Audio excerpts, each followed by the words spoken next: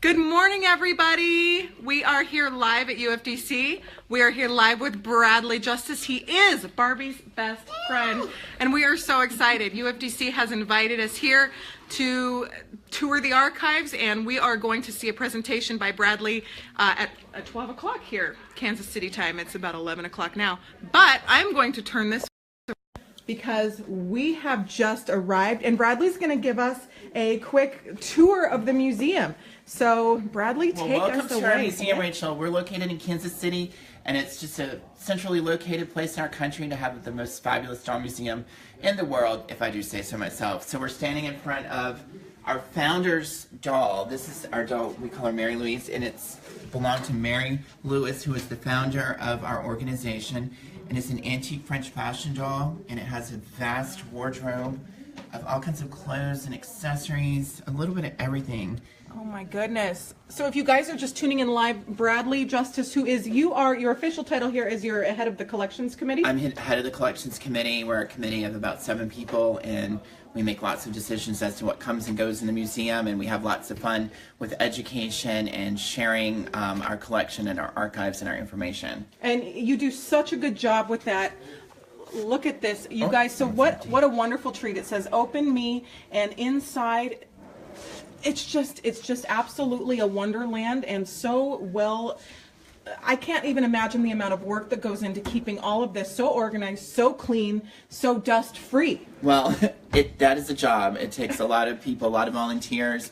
We even have a curator on our staff that helps us with all of this, so we have a professional person. Yeah, absolutely. You need making one. a lot Absolutely. of decisions, a lot of these decisions. So we've got some really fun things here. How long has the museum been in existence? Well, we officially opened this facility in 2002.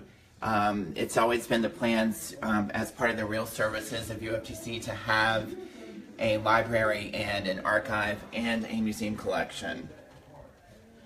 One of the biggest goals that Ruby Lane wants to focus on is the preservation and the education of the doll community. So having museums like this are so important to doll culture, and we are so excited to be here and to get inside and to encourage anybody that is anywhere close to this museum. You should make a trip across the country, let alone. I agree. And if you're not a UFDC member and you're a doll collector, you're kind of missing the boat, because quarterly we offer a publication called Doll News that has all of the doll experts. A Doll News. These are some of the books that are available here at the museum. We can show a copy of Doll News later, but Doll News, yeah, and you said it comes out quarterly. It's a quarterly publication, and some of the most foremost researchers in the doll world share information and articles in there.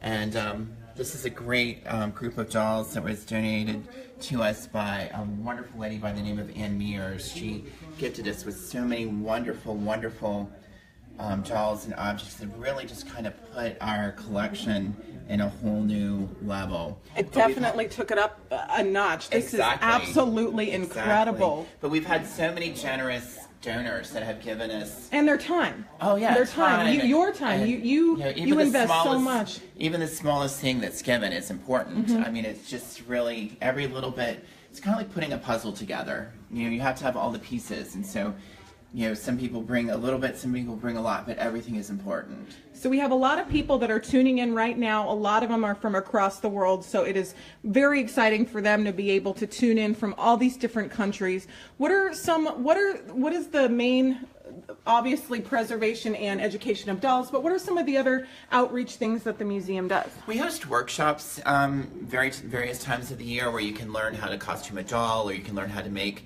doll shoes or doll wigs, so we offer a lot of stuff like that. We have a junior collector program, because we always like to start kids, start collectors out young. Exactly. And so we do lectures and kind of all over the country that all kind of come as a result of some of the research done here at the museum. So we are constantly doing something that tries to bring education and attention to the hobby of the doll. Absolutely. We just had Sally Cutts join us. She said hello, B and Rach. Hi, Sally. Hi, Sally. If you guys are having fun and enjoying our video, please share it on your wall as it's happening, because more and more people can tune in. So This is absolutely wonderful. Now, Bradley, you're kind of giving us the quick tour, and later you said possibly you would take us into some of the things that are in production. Absolutely, we can give you a little behind the scenes sneak peek. Yes. We'll take you into our archives because we have a little bit of everything. My favorite thing in the archives is we have like every Sears wish book done from about like 1900 to now. Oh my gosh. How fun. So this is our French fashion gallery. Woo! I just got goosebumps. There's some great stuff, and we've got some beautiful dolls, but my favorite in this room is Madeleine Devane. And we have the entire history of Madeleine Devane written by her original owner, Alice. And so she's got all of these wonderful costumes, and Madeleine is the subject of a study that we're doing here. She's also going to be one of our features with what we call a symposium, where we'll have a weekend-long intensive study of her and her wardrobe and all of her like lavish accessories, because she has like everything from jewelry to fans to purses. I'm gonna get in here so our viewers can see this. It's a lavish thing. These are all miniatures, you guys. All teeny tiny, and what a great thing to not only have the doll and her objects, but to have the provenance? The provenance and yes. The history, a written history and account of the doll. It's really kind of a treasure. It's just it's an amazing sort of thing. It is. You just said symposium, and I know you guys did a wonderful one on Dewey Cochran. How did that go? Oh, it was fantastic. And let me bring you over and show you where we have Dewey Cochran dolls here in the museum. Dewey's was one of the original members of the IATA organization, which celebrates doll artists. And she was a prolific doll maker that started like in the 20s and 30s, creating dolls and really kind of perfecting a craft of creating portrait dolls. These are the different types of heads that she would do, and you could order a doll that looked like your little girl, or you, for that matter. And then she went on to create some dolls that were produced called Cindy, which had a fabulous wardrobe. And then she worked with the F&B doll company to do some dolls that were commercially available. Wow, we just had our friend Beatrice said, I am absolutely making the trip. Mel Odom just shared our video. Oh, thank you, Mel. So we have a lot of doll people tuning in right now, which is so exciting. We are here live with Bradley Justice. He is head of the collections committee. And Bradley, you've been on the UFDC train for a long time. Right. I joined UFDC about 1994-95, and my first convention was in 1998, and it's kind of like once you, for lack of a better expression, once you drink the Kool-Aid, you can't go back. Exactly, and we love it. Oh, so what are we looking at here? These are some of the original prototypes and samples that Dewey's created for the F&B Doll Company. These were head sculpts that were done, and I think this is the final one that they accepted, but each one in a slightly different state. Wow. She worked in wood and a latex composition, so she did a lot of different mediums, and these are some of the original molds that she utilized to create her dolls. I mean, and what a treasure. We have probably the largest collection of Dewey Cochran dolls and ephemera and artifacts in our collection. It's an amazing thing. We even have her wedding gown. Dewey's wedding gown itself? Is that in the archives? It's in our archives. Maybe we'll give you a sneak peek of that later. I was going to say, I wonder if it would fit me. She was teeny tiny. No. Not that I'm saying you're not teeny tiny, but it was. I love how interactive this exhibit is. Oh, and that famous Wonderful Life magazine cover. Isn't that a great that was image? just iconic. The zenith of her career. Absolutely. Would you say? I would say yes, definitely. This is so fantastic. So as the collections head of the collections committee, what is that like? So do you say we need to have more Dewey Cochran, and then do you go out and find it? We have done that. We've said like, oh, we're missing this in a collection, and we've gone out and sought it out. But then we deal with a lot of donations. A lot of times, a family will get in touch with us and say, my mother was a doll collector and she's passed on, and we want to give you all of her dolls. But we have to kind of fine tune what we add to the collection, because it has to be museum quality. Well, it has to be museum quality. It also kind of to tell a story. It has to kind of fit our mission statement. And we only have so much space. Exactly. Exactly. So then, what does the museum recommend? Say for the people that are tuning into this video and say, I have a huge collection that I want to go to the museum. Well, probably I would say 1% of collections can be things that would be displayed in a museum. Do you recommend that they contact dealers? Well, as far as adding to our collection or adding to their own collections? Adding to somebody that says, hey, I want to donate to the museum. Where's a place that they can start? Well, it's always good to kind of know exactly what you have. And so contacting a dealer or a doll expert and kind of getting their kind of opinion on what you've got would be a good starting point. And then you can always email us at info@ufdc.org with a photograph and kind of like what you think you have, and we can kind of start that process there. Start there, yeah. Sometimes hiring an unbiased appraiser that is not interested in actually purchasing the dolls, but just giving you the information is a very good place to start. It's always good to get someone's opinion that doesn't have a vested interest. Exactly. That's very smart. What are we looking at right here? These are some of our artist dolls that are part of our collection. A lot of these are one of a kind.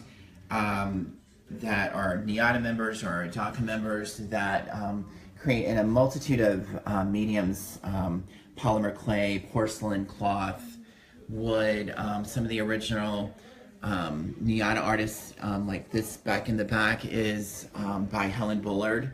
And she started, she was one of the founders of NIADA.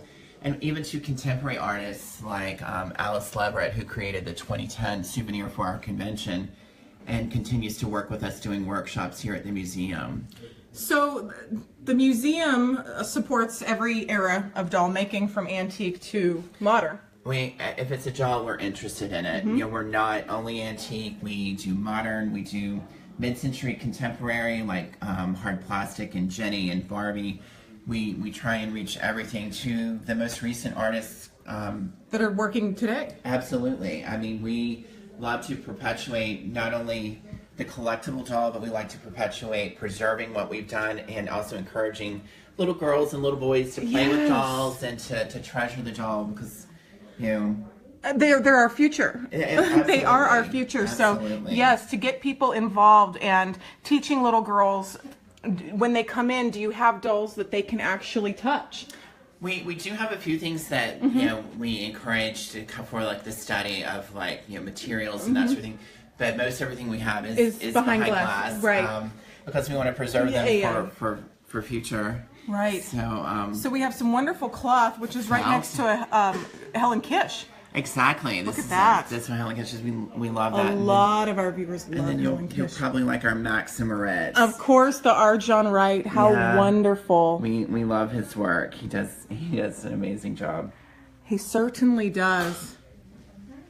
This is just amazing. We have a lot of people tuning in, and Bradley, if you have to get going at any point to start getting ready for, okay, we have a lot of people tuning in. Tons of people are sharing our video already.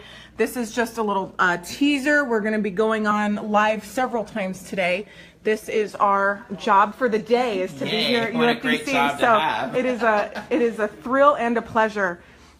If you guys are tuning in, you can ask Bradley questions. He is just a wealth of knowledge. Loretta Nardone is standing back here with us. Hello, good morning, Loretta. Hi, good morning. Thank you for letting us in here so we can share the museum, the mission that you guys are doing, and just the wonderful job that you guys are doing. Thank you. This is just, I literally have goosebumps, and they have not gone away since the moment I walked in.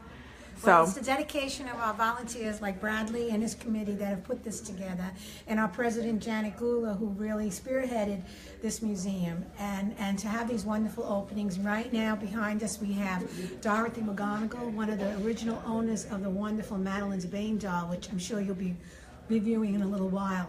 But it's just for a doll collector, this is doll heaven. This is truly doll heaven. Like Mecca. Yes, it is the Mecca, and it just goes on and on and on. Do you guys have it done in different sections depending on the theme?